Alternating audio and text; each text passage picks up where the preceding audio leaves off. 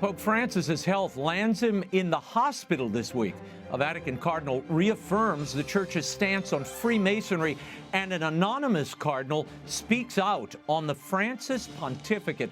The Papal Posse, Father Gerald Murray and Robert Royal, are here with analysis. And it's been 20 years since Mel Gibson's epic blockbuster, The Passion of the Christ, hit theaters. We'll commemorate the occasion with some classic World Over interviews with Mel Gibson and Jim Caviezel. The World Over begins right now.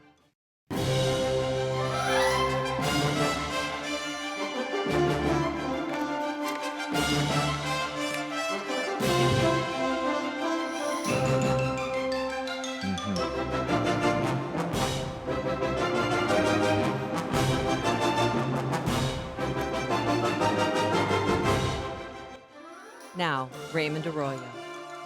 A warm welcome to all of you joining us in the United States and the world over. If you'd like to comment on tonight's show, send me an X post. I'm at Raymond Arroyo. First, some sad news to report. McCanna Sinise, or Mac, the beloved son of actor and philanthropist Gary Sinise, died January 5th at the age of 33 after a bout with a rare form of cancer. Mac was an accomplished musician and composer, even playing drums from time to time in his father's Lieutenant Dan band. Gary Sinise just announced the passing of his son, and I spoke to him not too long ago when a friend rediscovered Mac Sinise's compositions and encouraged him to record them. For Mac, it became a life-giving journey, as his dad told me recently on Father's Day.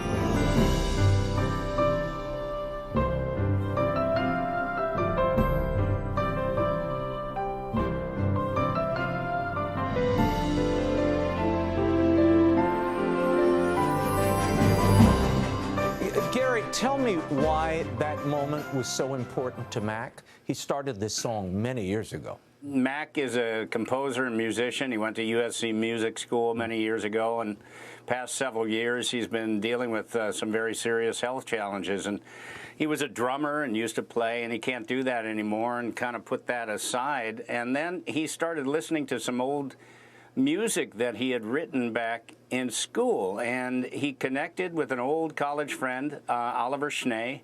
They went to college together, and he played it for Oliver, who is also a composer and musician. Oliver fell in love with it, and they went to work on it to finish it.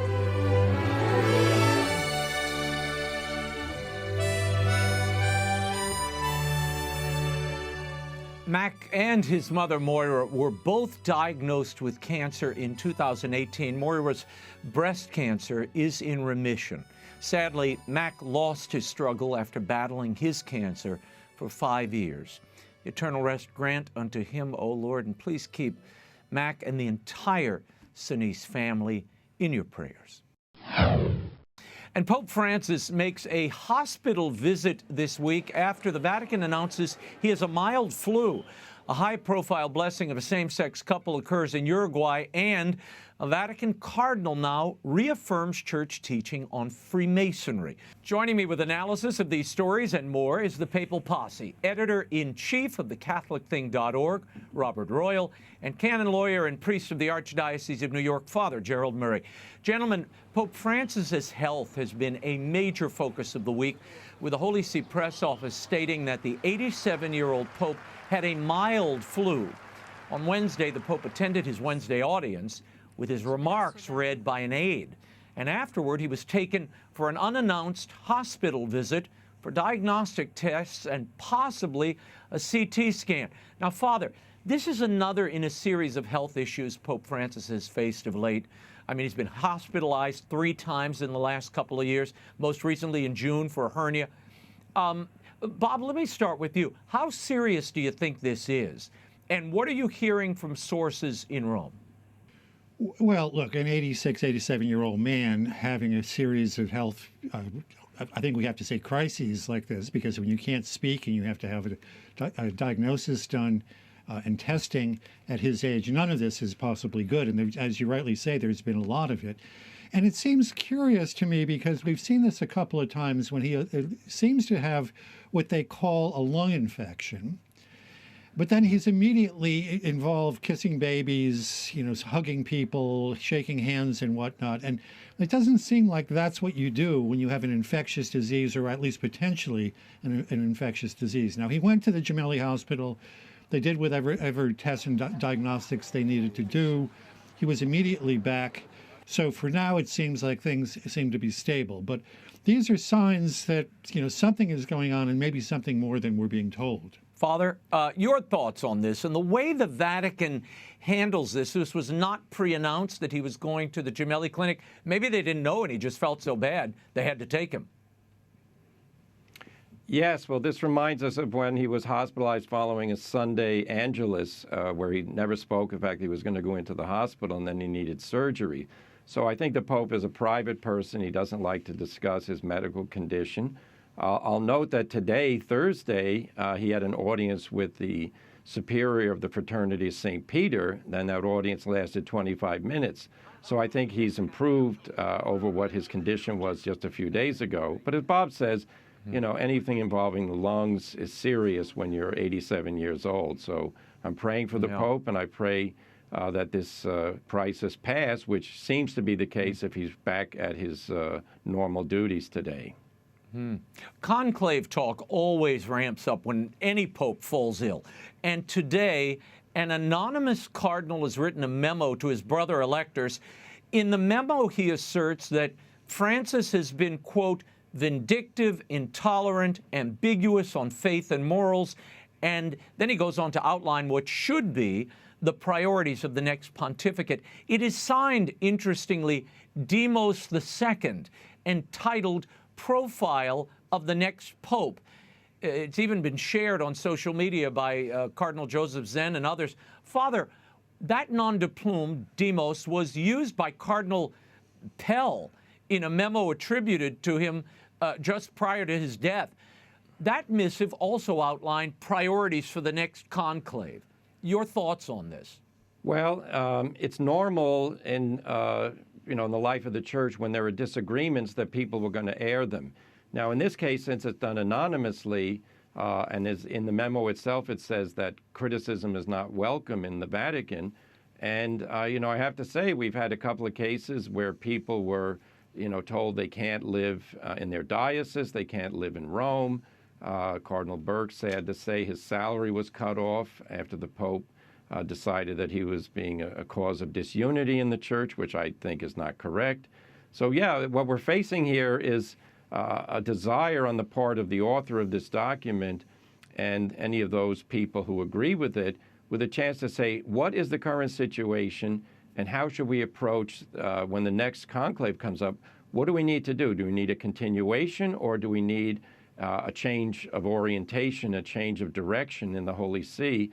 It's completely fair to discuss these things. It's no lack of respect because, all of us are headed to the grave. And, in the Catholic Church, we pray for the Pope and we pray for his successor. And to air grievances, in my opinion, is truly an act of charity rather than keep them under the table as grumblings. Bob, what do you make of the memo and the way in which it was issued? Look, it really does echo what Cardinal Pell had written. But what does it mean that this one is also anonymous? What does it say about the nature of synodality and the so-called collaborative dialogue in Rome? Well, look, it's clear that somebody, and perhaps more than one somebody, fears that there could be a very serious backlash if his identity was revealed. It's a very, very well-written document. I mean, we need to say that. There's not an excess word in it. It's very direct and it's very clear about what is needed. There's been a lot of speculation of who could have written such a thing. I mean, I kind of think it sounds a little bit like Cardinal Zen, but Cardinal Zen is such an outspoken person. I don't know that he would hide his identity, although maybe there's some value in that. But it really puts on the table the fact that we really need a serious change of direction over what's been going on in the past 10 years, which has been an effort to reach out to the contemporary world. And it's just, instead of bringing people into the church, it's confused people inside of the church. And you may both remember when we covered the conclave that elected Francis. I was saying that what we needed was a pope who was going to pastorally implement what we had gotten from John Paul II and from Benedict. We had great ideas, but we hadn't implemented them at the parish level. I debated with people at the time that thought that, well, that kind of culture war was not working. Well, we've now tried this softer, inviting people in approach, and that seems not only to not attract the church, but it's caused trouble in the world. So thank God for whoever decided to put this out. We'll see what kind of effect that it has, but it's good that at least it came out, even if it had to be done anonymously. Moving on, African Cardinal Robert Sarah was speaking at the Catholic University in Nairobi, and he was reacting to the African bishop's response to that Vatican directive on blessing of couples in irregular relationships, fiducia supplicans. He said, "I think fiducia supplicans has a response from the African bishops very clear. I was very proud to hear the African bishops rejecting completely this text. Father, defiance to this directive on blessings of same-sex couples and couples in irregular situations, it seems to have no sign of stopping. How significant is it that Cardinal Sarah openly support his brother bishops here?" Well, this is another reason to praise Cardinal Sarah, because he's a no-nonsense guy. He speaks the truth. He understands the situation in the world. He's very attuned to what's happening in the life of the church. And as an African whose parents were converted from paganism, he himself in his own life embodies what it means to embrace Christianity and to try to live the fullness of that faith by accepting the doctrines of the church. So I praise him. The African bishops have given a lesson, I think, to the bishops in Europe and America and elsewhere, that we do not agree to anything that contradicts revelation, the Word of God, the natural law, the teaching of the church. And it's manifest to me and to them and to so many of us. If you say that two people who engage in immoral behavior deserve a blessing as a couple, that you are contradicting the Catholic faith. And that's simply what Cardinal Sarah is saying. Bob, we're hearing from the Vatican and other cardinals, such as McElroy in San Diego, rather condescendingly it seems, that African resistance to this document is merely cultural or unique to that continent. McElroy is actually calling the opposition neo-colonialism. Your thoughts? Yeah, he's also said that this is evidence of decentralization in the church, how different parts of the world can have different approaches to things. Look, I don't know how we can call ourselves Catholic, which means a universal church, that God's revelation is the revelation of the truth for all people in every culture, no matter what age they are living in, and ours included. When you talk about these divisions as if it's decentralization and we can tolerate one thing happening in Africa, another thing happening in Germany, and et cetera, this is not decentralization. This is division. Let's just say this frankly. And as we have on the highest authority, a house divided against itself cannot stand. This is not a trivial issue. The question of homosexuality goes to the nature of human beings, and the nature of human beings reflects who God is and who he created us to be. So we can try to paper this over all we want with this. It's a cultural difference, but the culture is the Catholic culture. It's the Catholic culture that is meant to be the same for everyone on earth. So other cardinals can make claims. Mostly people in the United States and Europe are the ones who are going to be making these dissenting kind of claims.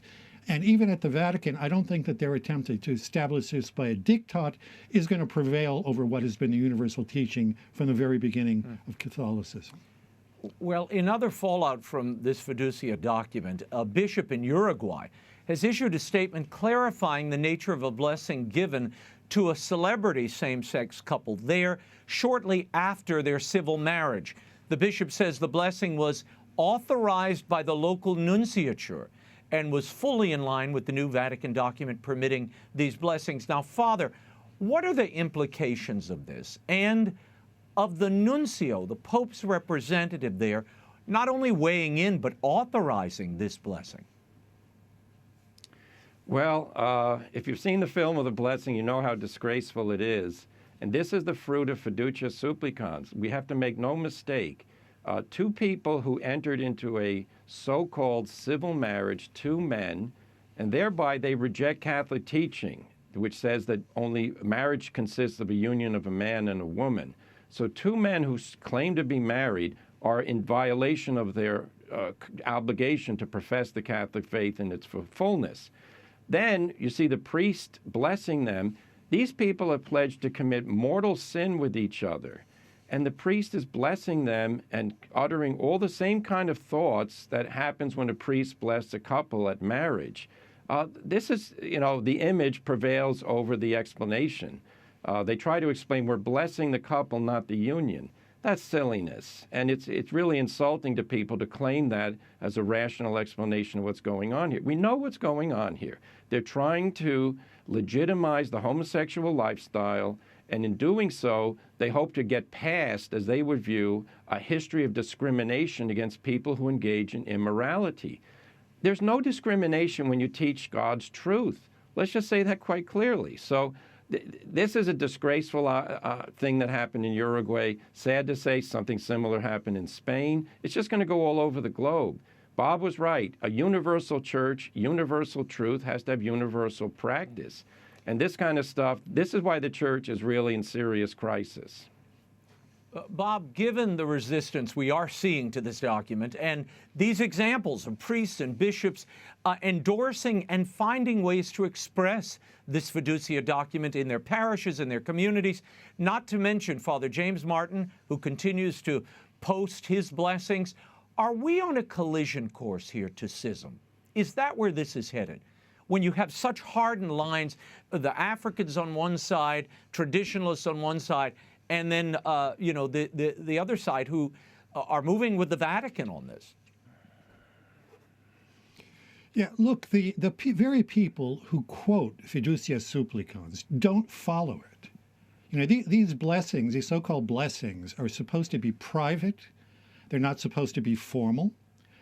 In the case of Uruguay, if I have this right, these two people were well-known celebrities. So, the fact that this was going to take place in a church or a chapel was intended to project a certain message. Even if, what they've been trying to do with the actual document is say, well, the words affirm the traditional doctrine, but we've got this development that's going to allow us to do something else. This can't help but create a clash between two things. And I think we're going to see, I think Father's exactly right. It's not like this is the end, that we've seen, oh no, this was an abuse because two very public persons announce this, and then it sends out the message that the church is now allowing this sort of thing. This is going to happen again and again. And the people who are going to be most under the pressure, by the way, are parish priests who want to stand up for the teaching and maybe don't have a bishop like the African bishops, or they have a bishop who doesn't want to touch a very complicated celebrity situation. So, look, I don't know whether it will end in schism, but the very way that the document was set up can't help but create these divisions, which who knows where they will end. Yeah. Father, before I end this topic, there was a release by the German Bishops' Conference, the official German Bishops' Conference, released a piece essentially saying they were quoting the Moscow Patriarch, who has taken umbrage with this document from the Vatican and saying it's immoral. And the spin from the German bishops was that those who are opposed to these blessings are getting support from Moscow and the Russians. Your take on kind of the political overlay of this as it continues to progress. Let's not make this into an issue of Russian nationalism. It has nothing to do with that. Cardinal Sarah and Orthodox bishops all agree on one thing: sodomy is immoral. We don't bless couples who engage in sodomy. It's as simple as that. We love those people who do that, and we call on them to repent and to leave that sinful lifestyle. That's the Christian message. This other thing that we're doing now with fiducia is disgraceful. It makes the church look ridiculous. And it's very clear the people who want to do this, as Bob said, they're just going to keep going, or they're going to do this. Say, oh, the nuncio in Uruguay said this is fine. Cardinal Fernandez thinks this is great. Of course this is going to cause problems in the life of the church that aren't going away. This is why that memo we talked about earlier is so important. Do we want continuity with chaos, or do we want the church's life to be renewed by renewed attention to the true magisterium taught by John Paul II and Benedict, which never, ever included the blessing of homosexual couples? Gentlemen, the Vatican's dicastery for promoting integral human development has announced a theme for the 110th World Day of Migrants and Refugees. That theme, which will be celebrated on Sunday, the 29th, is God walks with his people. And the Vatican also released a series of images, which we'll put on screen, with Pope Francis interacting with migrants and refugees. Bob, what is the messaging meant to convey here?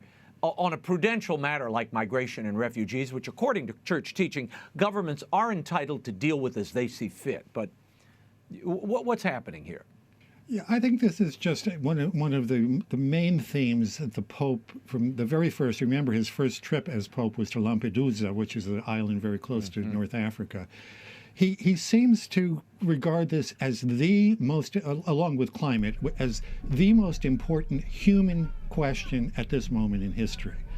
And it's clear to me, if we just want to begin with the politics, that both in Europe and as we know in the United States, this immigration question is front and center, and there is a strong popular reaction against these massive numbers of people who are arriving from the developing world. You know, one of the first things the Pope did was put up a group statue in St. Peter's Square of people who are migrants. If you go into St. Peter's Square to the left-hand side, there's this sort of dark thing that's a very striking statue.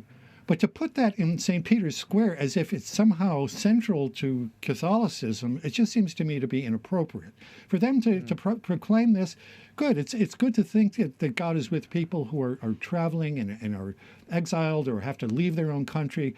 But man, this is not going to make, it's not going to be very successful in terms of how nations politically and their peoples are going to respond to such a call. Father, the Vatican says these images highlight migration and fraternity. What do you think these images convey, given that many nations, including our own, and as Bob said, are grappling with immigration and how to handle the border crisis? Yeah, no, I think they're an endorsement of what's happening in the world right now, which is that people are entering countries illegally, and governments in Europe are then receiving them and offering them hospitality, housing, and a payment for food and all the rest. So it basically comes down to don't turn away those who come to your shores. The problem with that, Bob just pointed out, I don't need to repeat it. The idea that in the United States, during the Biden presidency, we've had more than 7 million people enter the country illegally, this is astounding. It needs to be discussed and decided democratically by the American people, but as you said, Raymond, governments have the right to regulate who comes into their countries, and that's important because you don't want social dislocation, or you don't want the disappearance of your democracy if you had such a group of people who wanted to get rid of democracy and decide to be governed otherwise. Let me move on to other topics. After apparently opening a door to Freemasonry in a February 24th interview with Vatican media outlets, Bishop Antonio Stagliano appeared to cut short any speculation that the Vatican's position on Freemasonry might be open to dialogue. He said, "The Masonic heresy is one which is fundamentally aligned with the Arian heresy. At bottom, it was Arius who imagined that Jesus was the great architect of the universe, denying the divinity of Christ." Gents, there seems to be some doublespeak here, as Stagliano was reportedly in attendance at that February 16th meeting with the Masons and Vatican representatives. Father, what should we make of that remark? Is the Vatican trying to walk back the efforts to create dialogue with Freemasonry because of the global outrage over it? I think there is damage control going on here because this is, unexpected. The Holy See itself, in last November, Cardinal Fernandez issued a decree at the request of a bishop from the Philippines, again saying Catholics are prohibited from joining Masonic associations. I reviewed what went on at that meeting, and it was shocking. Archbishop Stagliano's comments were laudatory of this new approach to the Masonic teachings and all the rest. I'm glad he scaled back on it. But sad to say, why is it that every group which is hostile to the Catholic Church, such as the Communist Party or the Freemasons, they have this welcome mat thrown out at them saying, come on in, let's try to figure out a way to get along. And meanwhile, people like the Latin Mass, this is constantly being restricted, and they're finding themselves to be orphans in their own parishes. There's a big contradiction going on here. Well, I'm going to get to that in a moment. But Bob, before we leave this topic, Stagliano, while seeming to affirm the Church's ban on Freemasonry, he also used fiducia, the blessing of irregular couples, as an example of mercy that applies to all, even when it comes to Catholics previously excommunicated for being Masons. Is this more sort of the mixed messaging? Yeah, I would call this a kind of a sentimentality that thinks that dialogue is necessary with absolutely everybody, and that there aren't stark differences. When Jesus said, "I came not to bring peace but a sword," do we ever think about what he meant by that? I mean, there's a real division that's going to take place of people who are going to follow him as opposed to people who are going to follow something else. And I think it's useful for our American viewers to realize that Freemasonry is not just a fraternal organization in Europe the way it seems to be here in the United States, like the Shriners or even like the Knights of Columbus. This has been a militantly atheist organization.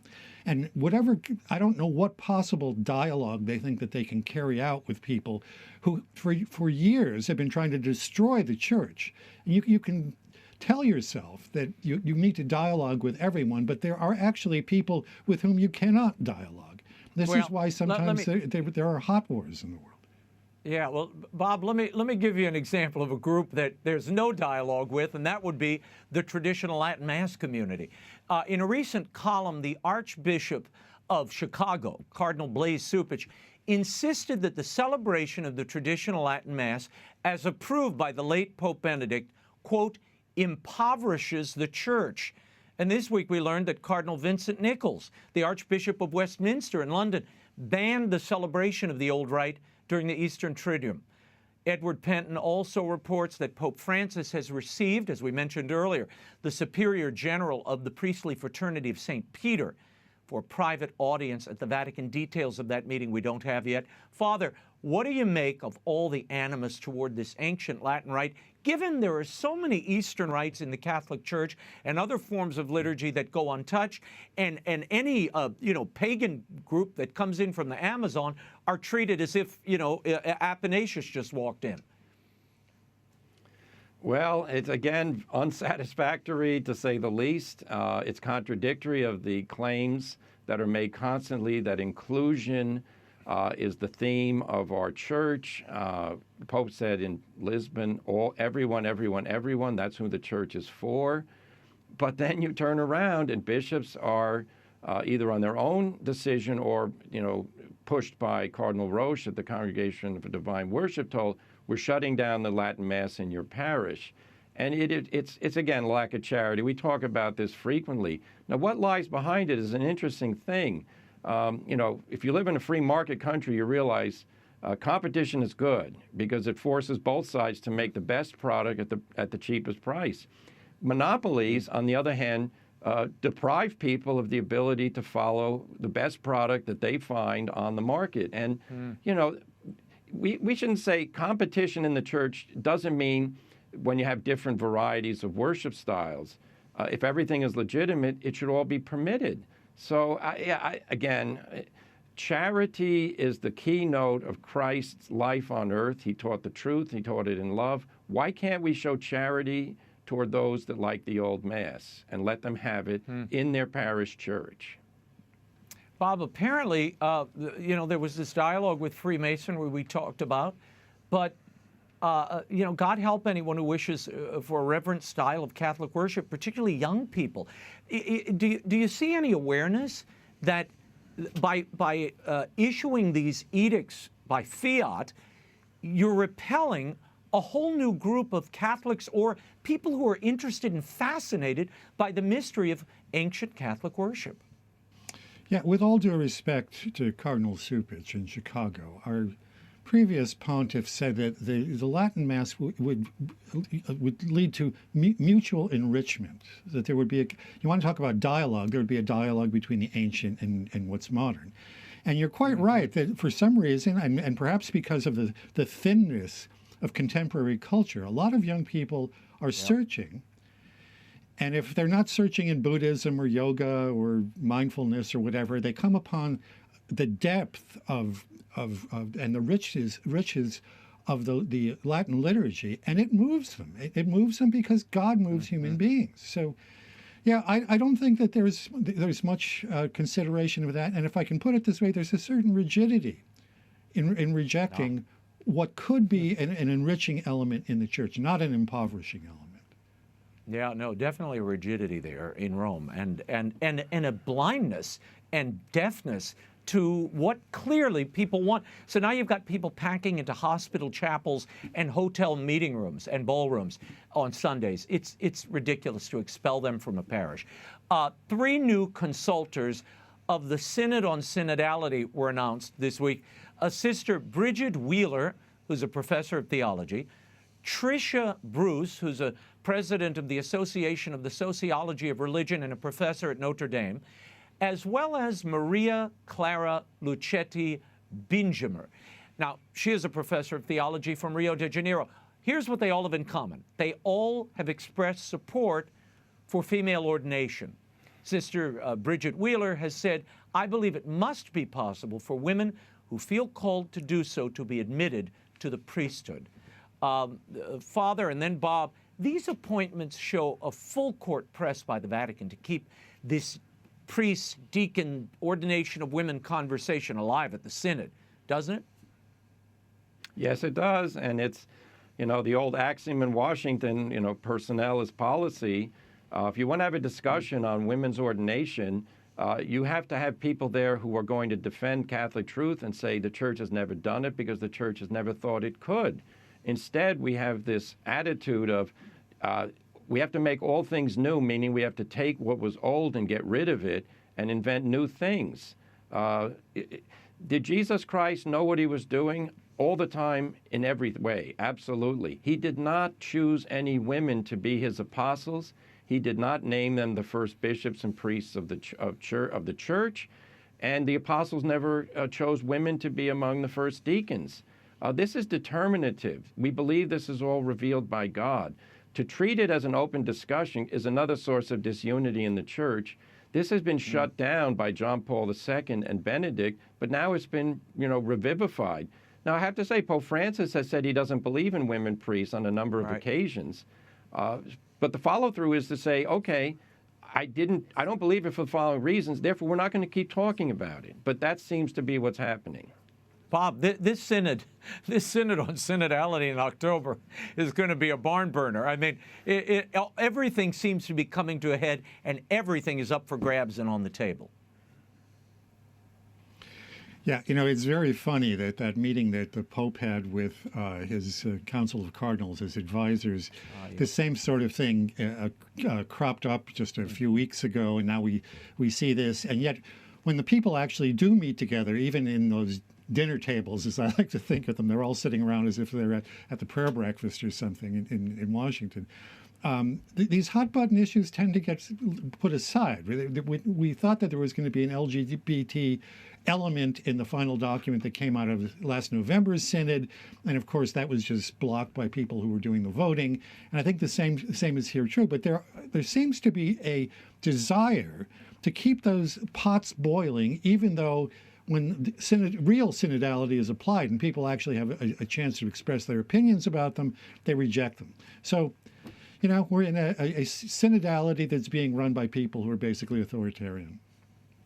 Yeah, well, to bring it all together, it sort of reflects what that memo, that anonymous memo by a cardinal, and what Cardinal Pell had written before his death, which is this authoritarian push that is deaf to all comers and deaf to those in the church. Gentlemen, we will leave it there.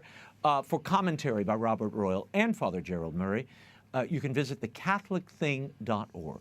Thank you, gents. I sat down with Mel Gibson and Jim Caviezel on the set of The Passion during the editing and after the release of the landmark film. Here are some bits of our classic world-over interviews with Mel Gibson and Jim Caviezel. Mel, when you first started thinking about this movie, what was your first intention? What did you intend to do? To create an experience for an audience of the Passion, as I imagined it, as I saw it. And I used various source material, but mainly the Gospels, you know. Okay. And of course, other material like the writings of Anne Catherine Emmerich, you know, to fill it out. Now, what do you mean by that? Define how much, the Gospels were the primary source, and Absolutely. What did you do with Emmerich? It was just great for detail and very thought-provoking passages. This is the Dolores Passion. Yes, yeah.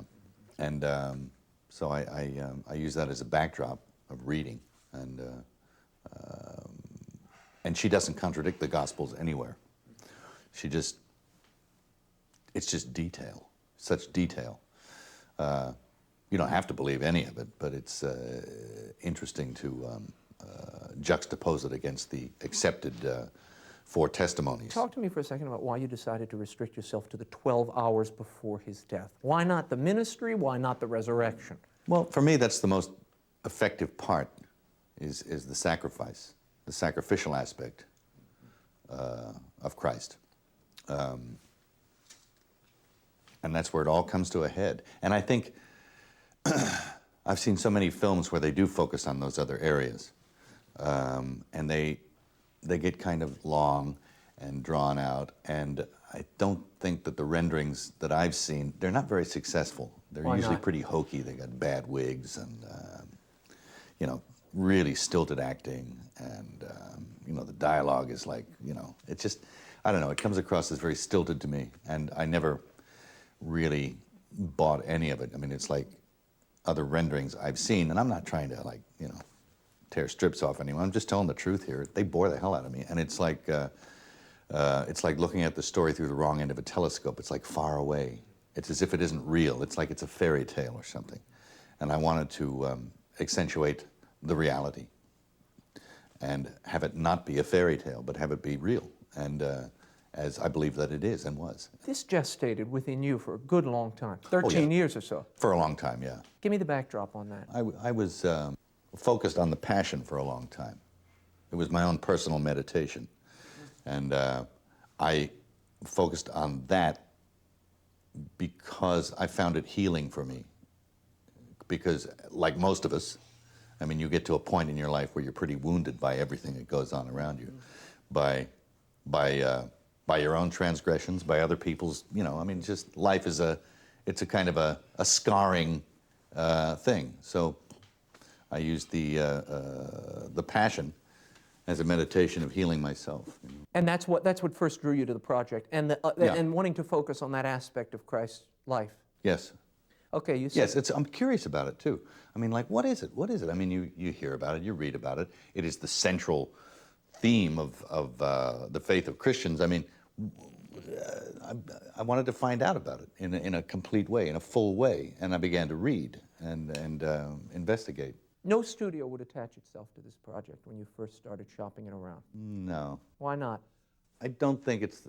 I'm not sure. Well, they're scared of this material. The material, or was it the language? What do you think it was? Well, they didn't like the idea that it was that I was going to do it in dead languages. That's puts them off right there. I mean, you know, people would say, "Well, why don't you do it in English? We'll back it." And I said, "Well, no, I don't want to." It bothered me that it was. It would have bothered me if it was in some sort of vernacular. When did you make the decision that it was going to absolutely be in Aramaic and Latin? Oh, very early on. There was no other way to do it for me. I wanted it to be. I wanted it to transcend language, you know. For the authenticity. You wanted to capture the authenticity of that moment. Authenticity is a good word, yes. I suppose that's about as close as we're going to come. I just wanted it to be something else. And that I didn't want to have to depend on the spoken word. I mean, it's a visual art film, and I wanted to take the verb away from it a little bit. Have it there, yeah, but to to restrict the spoken word. You were more interested, it seems to me, in the visceral, you wanted a visceral reaction from the audience and you didn't want the words getting in the way. That's right, yes. Then why did you put the subtitles in? Because they were very helpful. How so? Well, when I watched it back, I said, it needs a little help. I showed it with subtitles and without, and with it was very effective. It was just really effective. And you said this was a career killer, this movie. It is. And you've put your own money and your reputation on the line. Why do that? Because I'm passionate about it, and because that's what art is, and that's what making art is about. It's about sort of throwing it all out there. I think, and if the fur's not flying, you ain't doing nothing. I remember when you first came back from Matera, Italy. Tell me about your first trip there, because you were kind of strapped for location. You were dying to find a location, and it wasn't happening. Yeah, we went to North Africa and all the usual hangouts where the locals get you and they say, here it is, here's the, they take you to these places and you say, I've seen that before. But I had seen Matera before because I think Pasolini put it in his film. But he didn't use it to its fullest advantage. What did you find there? A great location. I mean, it was like rich. And we looked at it so many times and remapped it and walked it and looked at it and had all cameras on it. And I did a lot of location scouts there. It's a beautiful town. It's like 2,000 years old. And many of the lower levels are 2,000 years old. And the upper levels are like caves kind of hewn out in the rock by hermits, by monks from the East. They came and they settled there and they dug these caves and they did what's called reverse architecture, and they dug out the stone and what they left in there were altars where they used to celebrate. So when you're looking at the hill that we used for Calvary and the crucifixions, underneath are chapels where the sacrifice was actually celebrated for years, right underneath the areas. And there's still altars and frescoes there painted on the walls. Really? From these old hermits that lived in there. The ermiti, they called them. Talk to me about the cinematography, what you were looking for there, the composition of the images themselves. When we were in Rome, you mentioned Caravaggio, that was an influence. Why? Well, as one looks at great art, I don't know, he in particular, sometimes it was almost startlingly real, and it was always kinetic.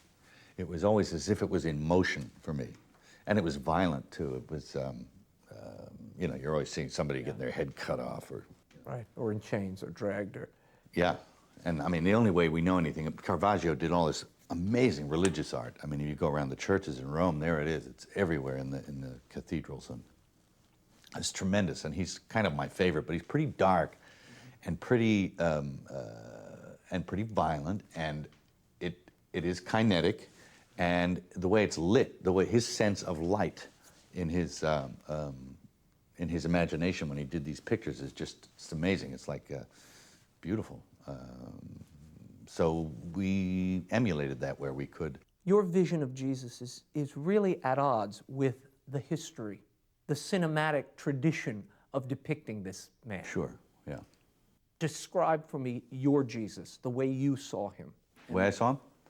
As a man born at that time into that culture, and just as real as possible, He always has an effete air in some of these other movies. Well, you didn't want that. No, I didn't want him to be.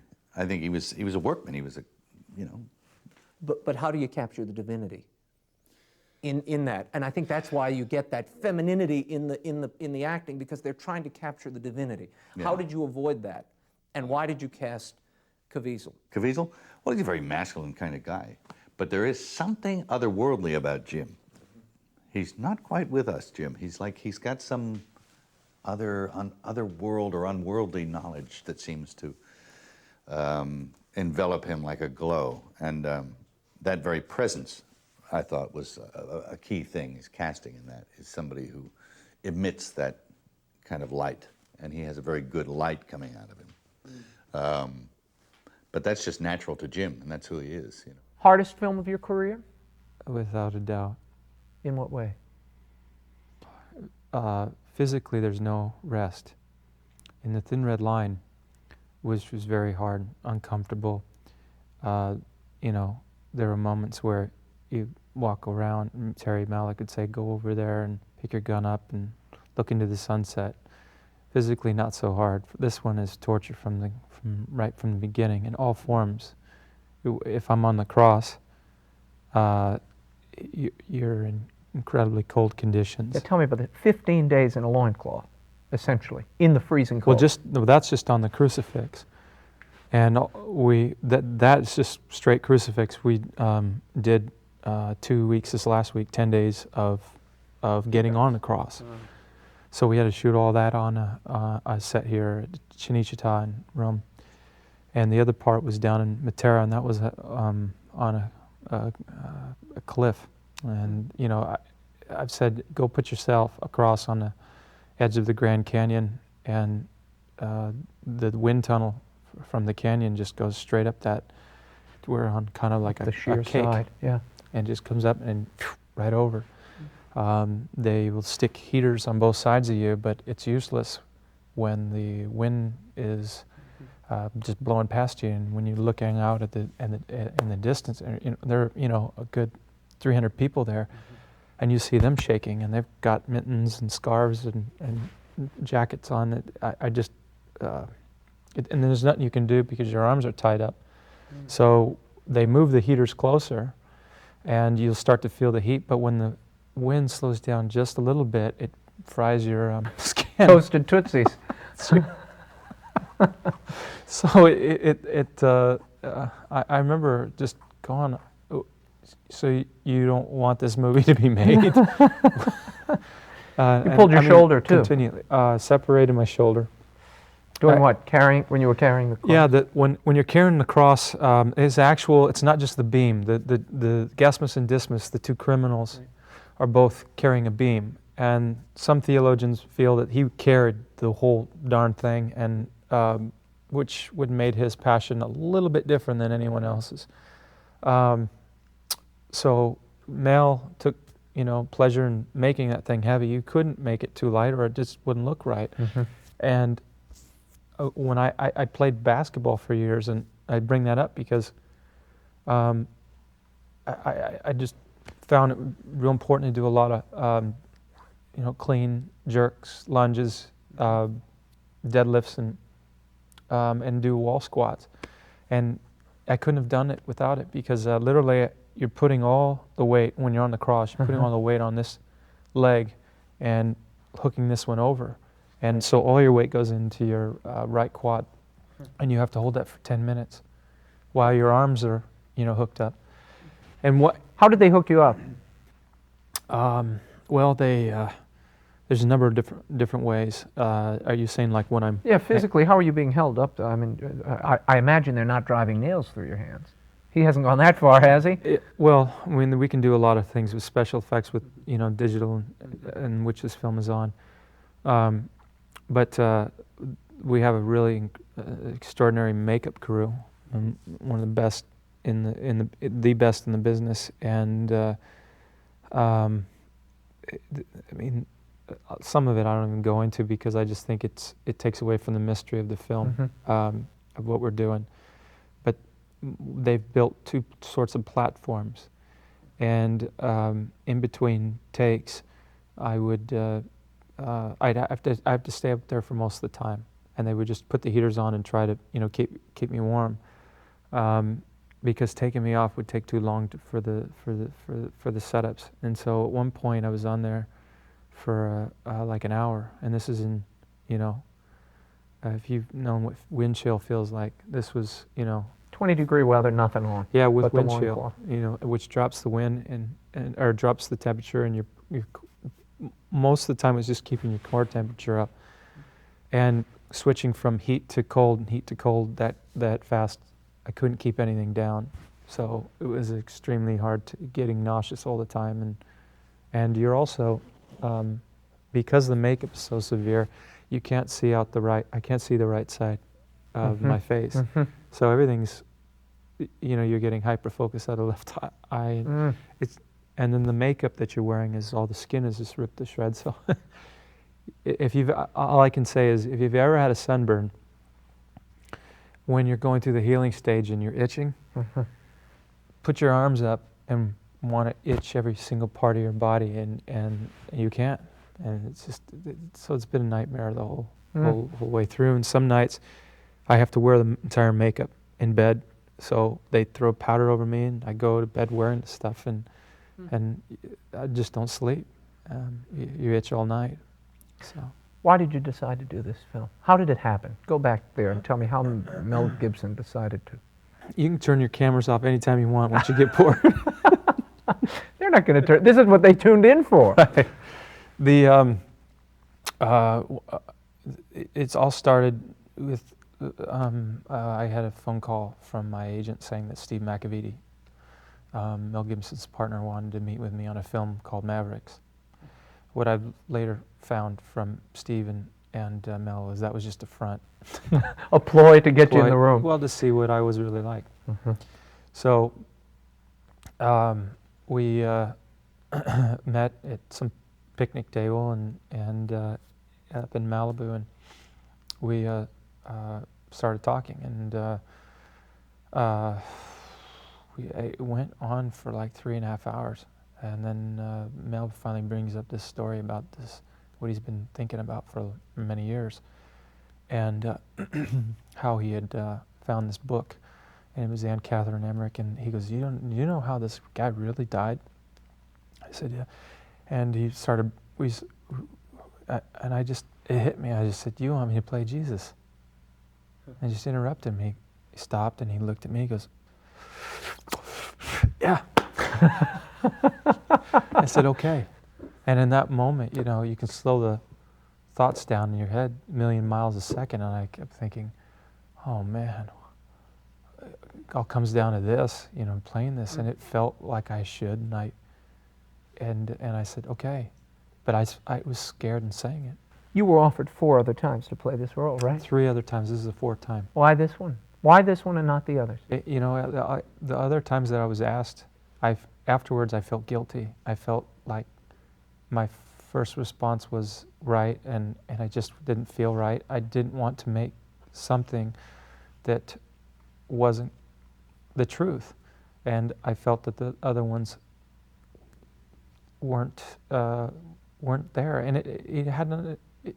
I wanted to know. I asked Mel. I said, Mel, you had a lot of passion when you did Braveheart.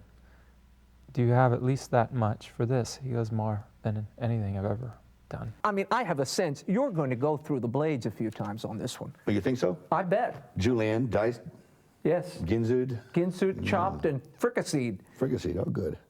I can hardly wait. If what I'm hearing from my peers is true. Shut up. I know. You're scaring me, Raymond. I'm not trying to scare you. I just want to. All right. Oh, hey, so what? You only live once. You're willing to take the shot. Yeah, you might as well get. It won't be boring. No, it won't be boring. It won't be boring. And it hasn't been boring. But as you see there, and I've said this time and time again when people have asked me, I don't think he anticipated anything like this fallout, and the enormous criticism that flew at this film for a year. You were front page news for a year. Yeah. What did you think when that happened? Do my job very well. At that point, I didn't want him worrying about me as an actor. I had to come and bring my A game every day, my A+ game. And you're dying. You all have the flu in that clip. Mel has the flu. Sick. He's sick He as was a very, dog. very sick. And whatever he got, I got, and I got probably gave to him. But That's when friendship. That's friendship. when you're trying to direct a film, it's like fighting 2 wars, 2 fronts. That's what was happening, and it was diverting his focus. And so I would go in and say, don't worry about me. Just whatever you have to do, I'll be fine. But don't concern yourself with me. I'm okay. Just do the best you can here. What do you make of their charge? But then they say, this movie could serve as a toxic recipe for religious hatred, could legitimize anti-Semitism. Will it? No. This is rubbish. This is absolute rubbish. This film is about faith, hope, love, and forgiveness. That's what it's about. Does this film attempt to collectively blame the death of Jesus on the Jewish people? This film collectively blames humanity on the death of Jesus. Now, there are no exemptions there. All right? I'm first on the line for culpability. I did it. Christ died for all men, for all times. Including Jewish people. Yeah. They're part of the human race, you know? And it's humanity that's culpable. I'm first on the line. I did it, okay? We are all culpable with no exemptions. No exceptions. So it's not singling them out and say, they did it. That's not so. We're all culpable. I believe we're all culpable.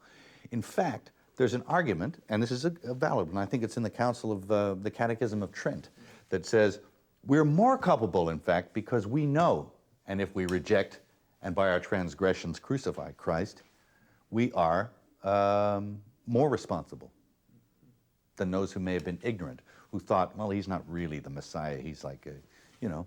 And artistically, you point the finger at yourself, don't you? Oh, absolutely. That's my hand in there, sort of pounding the nail in. Left hand, sinistra, the sinister hand. Do you think the real gripe here is with the Gospels? That's all. That's all I got there is the Gospels. That's all it is. Now, they did a film called The Gospel According to John, but they didn't come under fire. Why? Why are they not under fire, and why am I under fire? I've only done what they've done. Because Mel Gibson didn't direct that picture. That's right. It's a very personal thing. Is this your most... People might go and see this. Oh, no! That's the whole thing. Is this your most personal film, in your opinion? Yes, it is, yeah. It reflects my beliefs. And I've never done that before. Why not? Because I haven't had the opportunity to do it before. You think you'll do it again after what you've gone through on this? This? Yeah, why not? I'm winning. They have no idea what stubborn means. Is this theme going to continue? You've been grappling with this good and evil, the big picture, the spiritual war, if you will. Braveheart, We Were Soldiers, Signs, all of these, I would say, in some ways... To a degree, yeah. Give us glimpses of that inner struggle. You think this will continue for you as a filmmaker? Yeah. I don't know. Probably. You know, you have to talk about what you know about. I don't know about it. I'm no expert, but you know, you can only put your own experience into your work. How that manifests itself, I have no way of knowing in the future. I don't know if I'll ever work again. You know, I've said that this is a career killer. Yeah. And it could well be, but that doesn't matter because I don't care. Because this is more important. This message, this film. I think so. Yeah. And it's I'll, you know, put it out there. See what happens. What do you want people to come away with after seeing this movie? What do you want from your audience? To be affected by it. To believe it. Of course, they don't have to do any of those things. It's up to them. I want them to be moved by it, and I want them to think about it. Maybe to be inspired to read the rest of the Gospels, because it's a good book anyway. My intention was to get back to the basic message, you know, and show, there it is. What does that do to you? Do you think you've done it? Yeah, I think I have.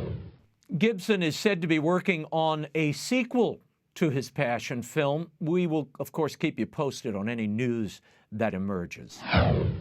Meanwhile, Cardinal Raymond Burke is calling on Catholics, especially those in the Americas, to join him in a spiritual renewal, a novena with a very special purpose. Cardinal Burke is leading a novena culminating in an act of consecration on December 12th. Listen. This March, I am beginning a 9-month novena, imploring the intercession of Our Lady of Guadalupe against the pressing crises of our age. This novena will culminate in a consecration to Our Lady of Guadalupe on her feast day in December. I ask you please to join me in this urgent return to Our Lady. More information on the novena can be found at novena.cardinalburke.com. That is all the time we have for now. Be sure to join us next week. Until then, We'll be scouting the world over for all that is seen and unseen. On behalf of the staff and crew of EWTN News, thank you for watching. I'm Raymond Arroyo. Bye now.